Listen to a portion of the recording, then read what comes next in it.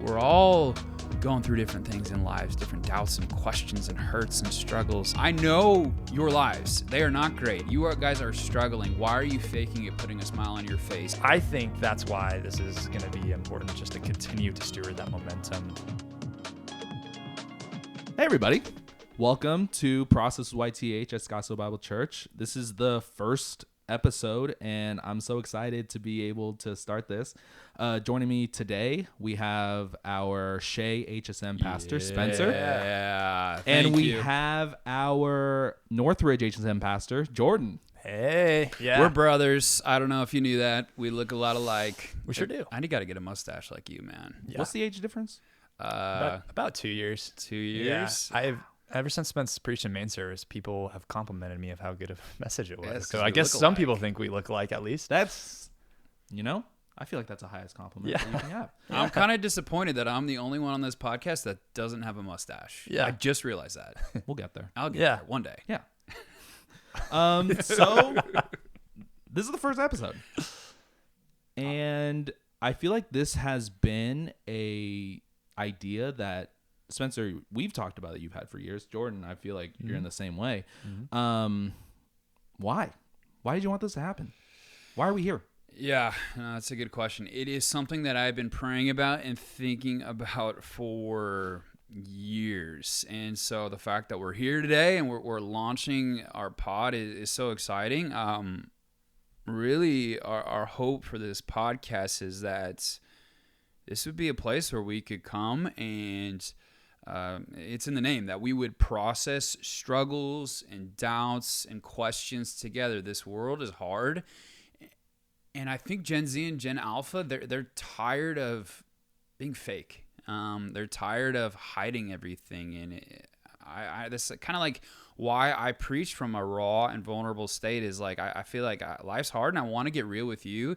And I notice that when I do that that's when the conversations start opening up. And that's when we get honest about where we're at and God starts moving in those vulnerable places. And so I wanted to create a place where we can get real again about struggles, about problems, about questions, even doubts you have about God, as well as a place where we can slowly become and go through the process of becoming more and more like Jesus. Because at the end of the day, I want to be like Jesus. That's where joy is found. That's where peace is found. And it's the only way that I know that I can live. I don't know, Jordan, what do you think about Yeah, just to add on that. Yeah, it says in Jude 1:22 to be merciful to those who doubt. And I think all that's saying is we need to create safe spaces for people to have real conversations. And that really has been part of my journey and part of my healing journey is I was like a walking pressure, like thing that just kept building up pressure because I had so much stress, so much worry, so many questions, but I felt like there was no safe space for me to process those things. And actually, Spencer played a really big role in that healing journey because vulnerability, I think you're just more courageous at it than I am. And that was something that really helped me and heal. And then I'm seeing that be the same story for our students is we just need more safe spaces to process, process the hard things, the things that we need to talk about. And so we want this to be a safe space. And like you said, so that we can become more and more like Jesus because he's not afraid of these tough conversations. Yeah. Mm-hmm. Yeah. I have one story real quick that comes to mind. I remember we've been in youth ministry for a while now, and I remember when I first got into it as my first small group, I had a group of senior guys, and I knew that they were going through hard things. Like I knew that one of the kids' parents was getting a divorce. I knew that one kid was struggling with depression, and I knew all these things. But when we went into small groups, they were always, life's good, it's great. And deep down, I'm like, man, I know your lives. They are not great. You guys are struggling. Why are you faking it, putting a smile on your face and acting like everything's great? And so one small group, we were sitting down in this room. I'll never forget this. We were at Northridge in the mother's room. And I finally said to them, guys, every week you come here and you just put on this mask and you act like life is great. And we go through the questions and you give me the Christian answers. But what's that doing? I feel like we aren't leaving any better off than we were before. And so either like, let's go outside and play basketball because this is worthless what we're doing here, or let's get real. And from that moment on, they started bringing me their struggles and their questions and their doubts.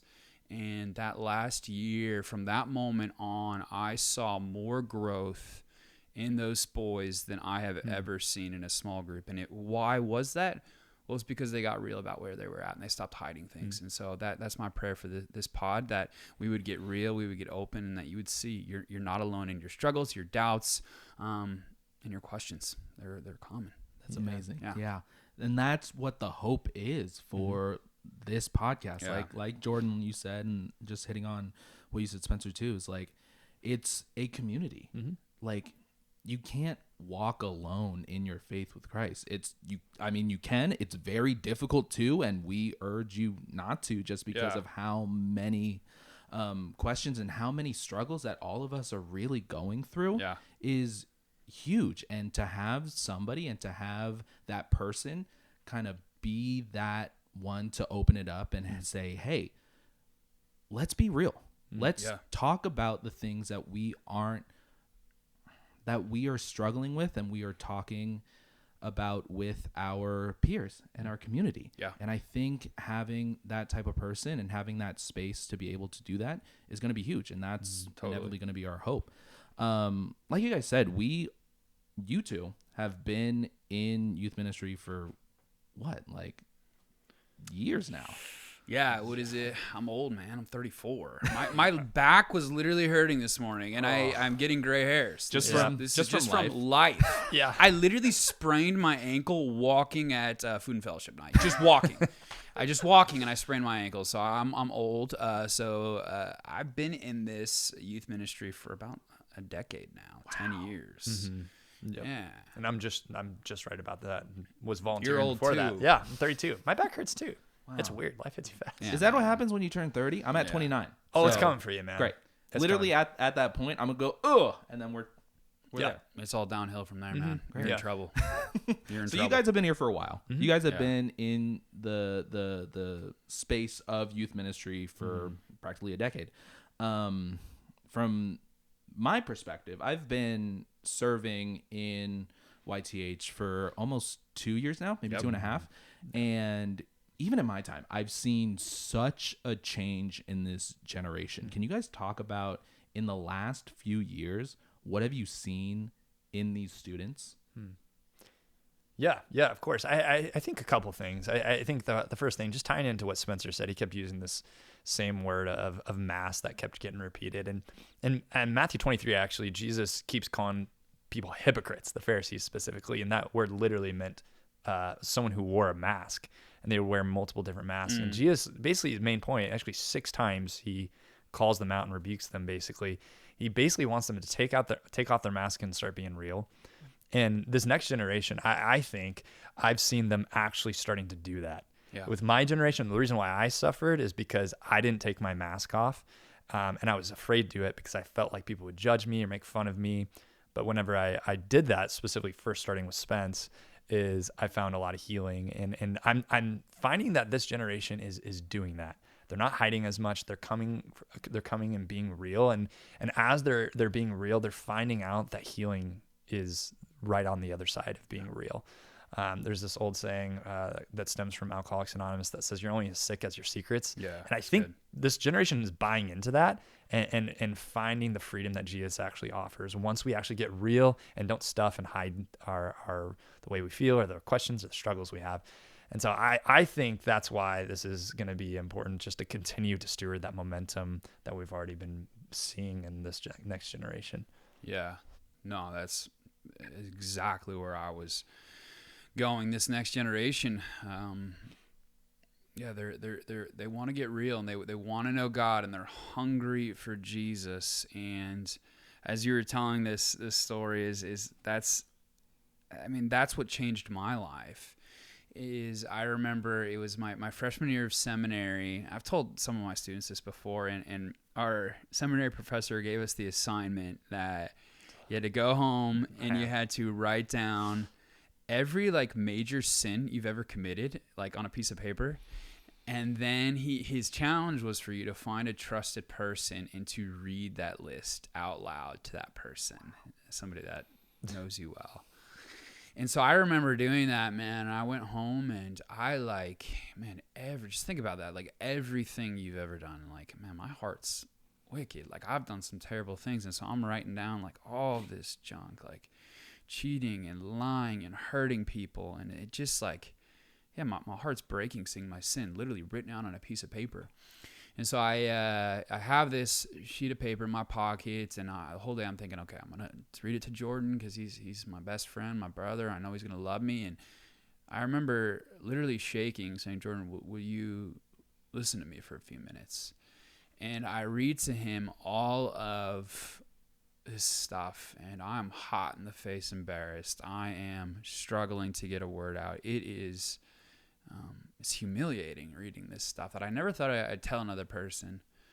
But that moment was one of the most significant moments in my faith, because as soon as I got done speaking, I think my fear was that he would reject me after knowing me fully.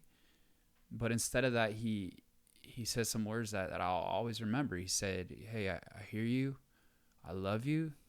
And on a lot of that, he said, me too. And in that moment, I realized I'm not alone. Like I'm not the only one struggling with this stuff. And that changed my life. It changed my life. I got to taste how Jesus sees me, is he knows me fully, and he went to the cross for me.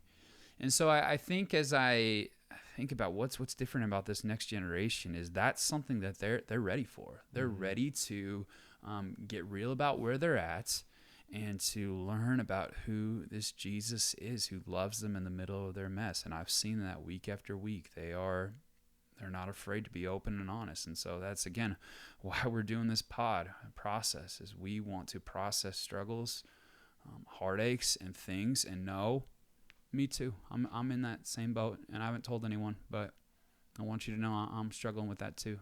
That's a shame. It thrives in the dark, and let's not let that happen. So, yeah, that's what I was thinking. Amazing. Yeah. You guys have special jobs, especially on Sunday nights, where at YTH, it's just such a really cool space and a really cool time for students to come together, whether they have been walking with Jesus for all their life or they just decided to show up. Yeah. It's such a special place to be able to be together in community, loving Jesus and coming together as peers and friends. Yeah. And that's really what we're hoping for here too. So each episode we will be going and bringing a student on and talking to them about their testimony, about how God has been moving in their hearts and their lives, but also just asking them to bring on questions, bringing on the curiosities about their faith, about the Bible, about really anything when it comes to being a Christian. We want to be here to answer those and be a place for them to just kind of be real and authentic. And so we will be having a rotating panel of different people on our YTH team, staff and pastors, to be able to answer those questions and to have those conversations in a place that they don't feel afraid and ashamed to be able to just say what's on their hearts, and for hopefully us to go, hey, me too. Yeah. So yeah, man, I'm excited. I think it's gonna be awesome. If like that's the thing, is we want students on this podcast so you can realize that, hey, that's someone who's my age. I see them at school. I see them at YTH, and they're going through the same stuff I'm going through. And yet they're still growing closer to Jesus, and they're processing this. And I'm excited about it, man. Yeah, me too. 1 Peter 5:8 says the enemy prowls around like a roaring lion. And one of the ways that lions hunt is they isolate someone. And I think just students who think they're weird, unique because of certain struggles or doubts they have. I mean, this is us trying to say, hey, you're not alone. You're not weird. Let's process it together. And so I'm excited. I think that there's going to be a sweet opportunity just to continue dialogue and conversation, and letting you know that this is a really safe place to process. Yeah, that's huge. One real quick thing on that. I think that's where the enemy does his best work, is in secrecy, is shame, it thrives in the dark, and you think you're weird. You're the only one. You're an oddball for going through that. Nobody else is struggling with that. But man, it couldn't be further from the truth. Is we're all going through different things in lives, different doubts and questions and hurts and struggles, and unless we bring them out into the light, I've said this before. I feel like I forget which pastor said this, but he said man, your shame and your sin is like a weed. Is like when you pull it up from its roots and you cast it into the light, that's the only way that thing is going to die. Mm-hmm. And what I mean by casting it into the light is talking to another person about what you're going through and hearing that, man, this is hurtful, this is painful. But once you put that into the light, that's how it's going to die. And so I think that this is what my prayer is for this podcast, that we would be open about the things we're going through, that we would get real, and then again, that we would go through the process of becoming more and more like Jesus every day, because he's changed my life, and I've seen him change so many students' lives. I have. Absolutely. Yeah. Incredible. Yeah. Hopefully we are able to expand more on that and expand more from our students. So we want you to be able to come on and sit with us to just chat about your testimonies, chat about your questions. And so we will have an application, probably in the link in the bio. So to be able to fill that out, and we'll chat. Yeah. We just want to talk. Easy enough. To grow in community, to be able to just walk alongside you. Absolutely. Awesome. Yeah. Love it. This was fun, guys. I'm excited to continue this, man. This is going to be awesome. It'll be great. Yeah. I also want to see how many times we can drop the word process in the next podcast, because this one we did a lot. I know. That's true. I'm processing how many times we process this. That's good. Wow. That's good. Process. All right, guys. We love you. This was fun. We'll see you soon. Thanks, guys.